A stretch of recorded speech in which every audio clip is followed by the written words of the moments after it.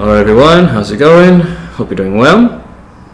Now, if you are a member of my Telegram chat, you are aware that for the past week, maybe a bit longer, I have been making some criticisms of the nationalist or dissident right or neo-reactionary movement, whatever you want to call whatever this is.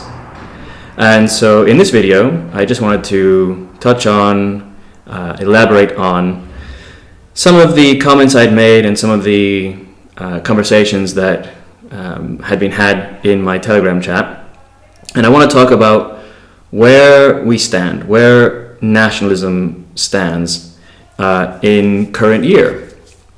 And principally, I want to talk about what I see as this movement's stagnation.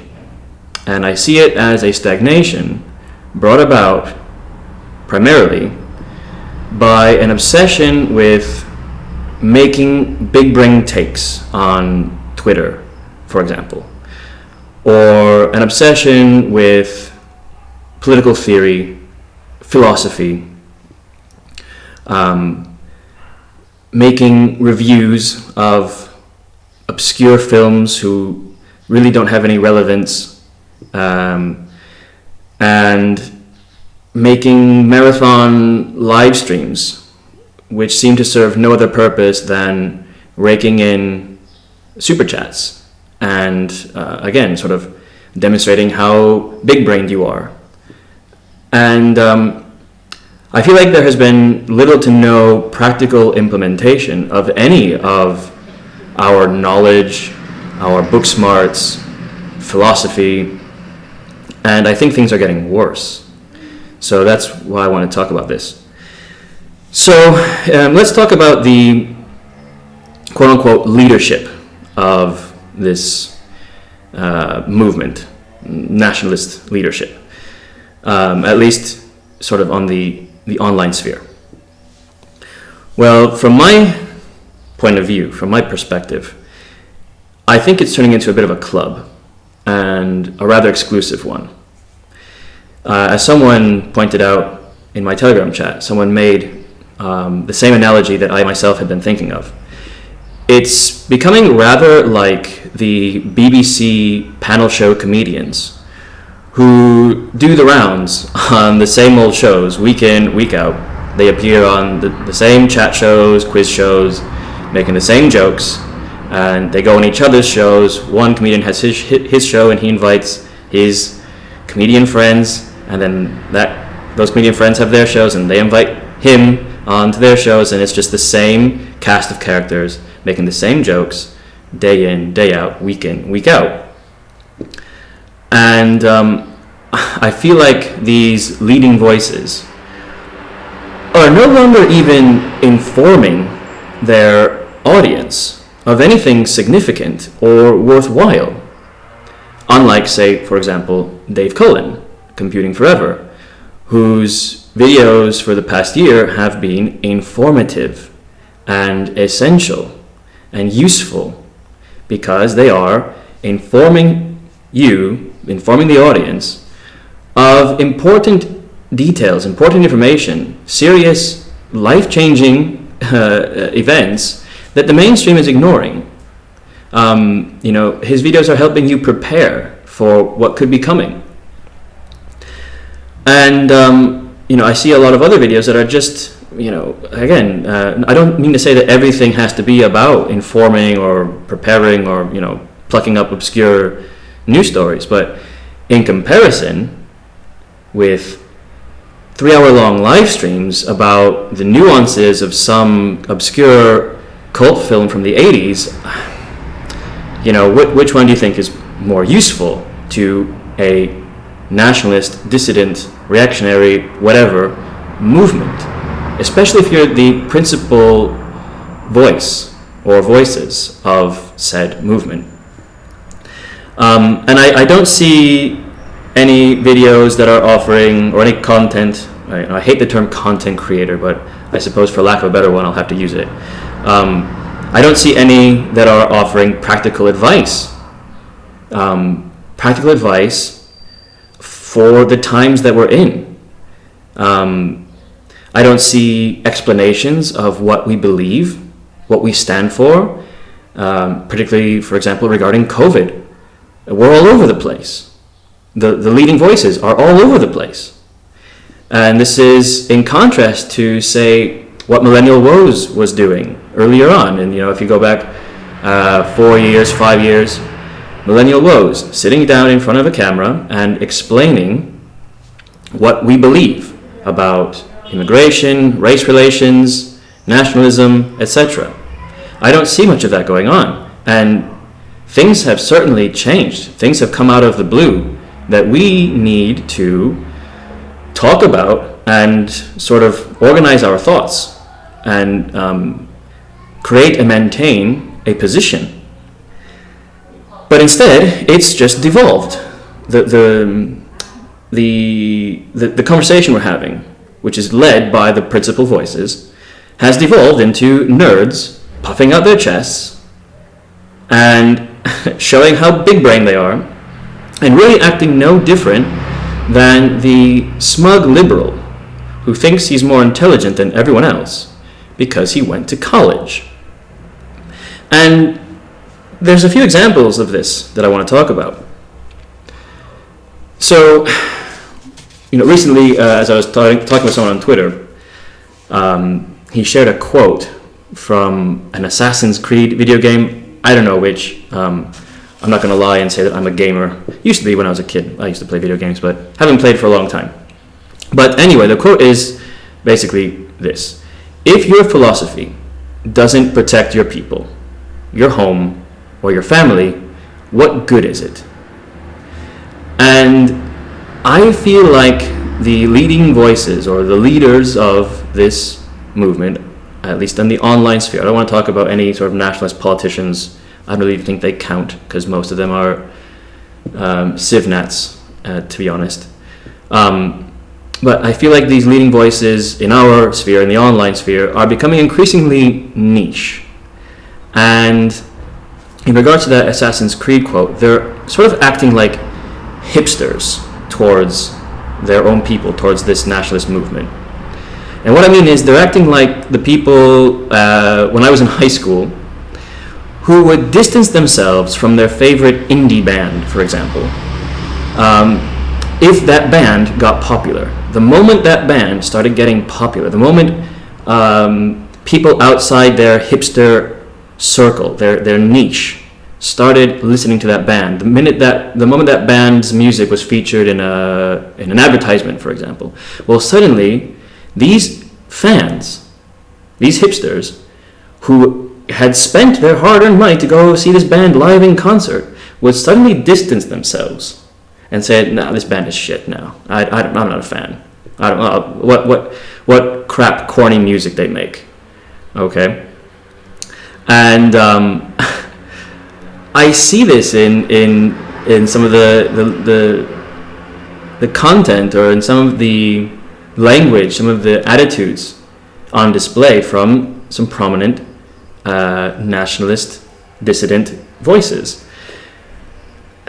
For example, I see mockery of the people who aren't exactly on the same page regarding every single issue, or regarding COVID, or regarding Nietzsche, or whatever.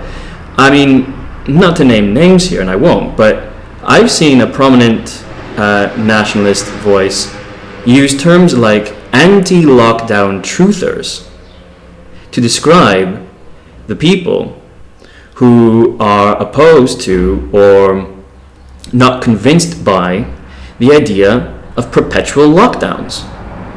And again, if your philosophy doesn't protect your people, your home, or your family, what good is it? What good is it for your people to lock them into their homes on a whim in perpetuity, now that we have a precedent? What good is it for your people to call them anti-lockdown truthers, using the same language thereby that the shitlibs use to smear us, or to smear even the normies who just want their basic freedoms back, freedoms that their governments had no right to take away because they were God-given. Now, calling them anti-lockdown truthers, it's the same as calling them anti-vaxxers. And we've seen people on the dissident right basically calling anyone who has questions or doubts or misgivings about these COVID vaxes anti-vaxxers, saying that, you might as well just get the vax because otherwise you're going to be marginalized. And again, how does that philosophy, how does that perspective protect your people? How does encouraging them and making fun of them and using mocking language and encouraging them to get these injections and play right into the hands of these global homo corporations, the pharmaceutical industry, which these companies like Pfizer have blood on their hands, literally have killed people, and they have legal immunity for whatever goes wrong with these injections. How is it helping your people to push them in the direction to get these injections and basically bow down to a fundamental aspect of the New World Order, which is that you won't be able to do anything, you won't be able to lead a normal life unless you have been jabbed for COVID. And again, for a dubious viral illness which has a 99% survival rate. And for a movement that is comprised mostly of young people, it is shocking that we'd be kneeling and submitting to the idea that we, young people, ostensibly healthy, at very little risk of catching or even dying of this dubious viral illness, that we should be injecting ourselves with these vaxes in order to placate the demands of the global homo New World Order. This is just shocking to me on so many levels. But like I said, we're all over the place. But the reason why I want to point this out is just this language of, the anti-lockdown truthers, anti-vaxxers. This is like hipsters distancing themselves from their band because more people like it. So the second that NormieCons,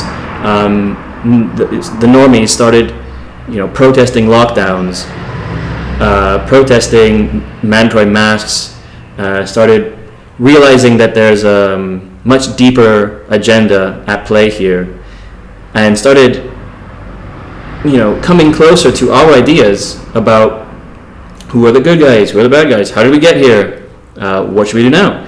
Well, now we want to distance ourselves, or the leaders want to distance themselves, because, those dirty normies are here now, ruining my niche band, my little indie band that I discovered. It was my favorite.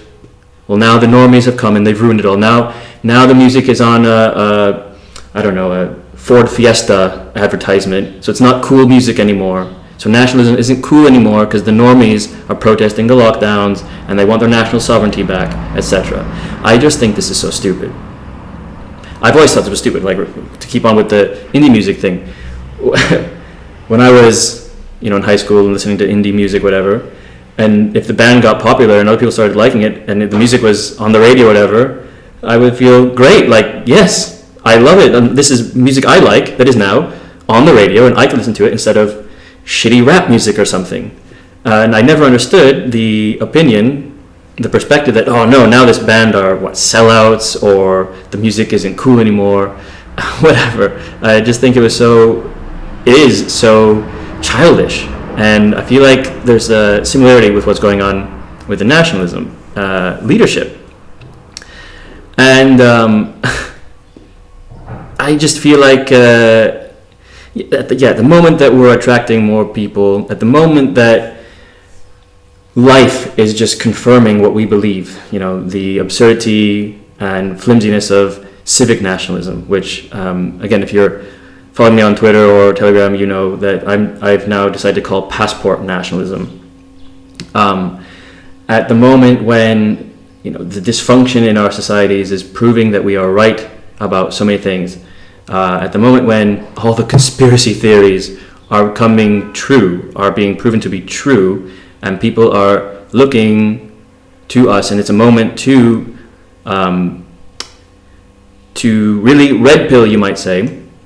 I just feel like it's a very bad strategy to start mocking or distancing yourselves because it's not cool enough for you anymore, it's not intellectual enough for you anymore. Well, get over yourselves. And I think this is also a reflection of a lack of sincerity, which, to be honest, a lack of sincerity has been a staple of our culture since at least the 90s, perhaps going further back, but definitely since the 90s. Anything sincere is mocked and is cringe. We have a term for it now. It's cringe. And sincerity has been replaced with sarcasm and irony. And like I said, people sincerely concerned about lockdowns, about vaccines, are being mocked and called conspiracy theorists, and not just by the shitlib mainstream media, but by prominent dissident voices. I don't understand how you can call yourself a dissident, how you can be in opposition to the techno-oligarchs, this new world order, to use a tired term. How can you call yourself in opposition to that and simultaneously mock, deride, distance yourself from people with sincere concerns about fundamental aspects of the New World Order's agenda? I don't get it. And how can a movement be led by insincere ironists? It can't.